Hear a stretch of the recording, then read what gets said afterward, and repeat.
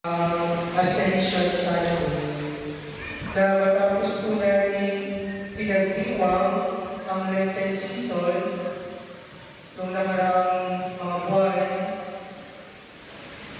Pinagnilayan natin ang pagpapakasakit at kamatayan ng Panginoon at pagkatapos ng 3 araw nang siya'y pinako sa krus, muli siyang nabuhay.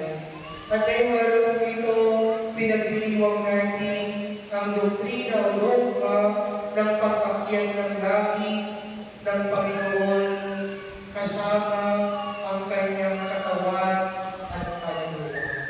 Umakyat sa langit ang Panginoong Jesucristo kasama ang kanyang katawan at kaluluwa. O umakyat sa langit ang Panginoon, pero hindi siya nawala, hindi niya tayo iniwan, sapagkat ang presensya ng Diyos ay hindi lamang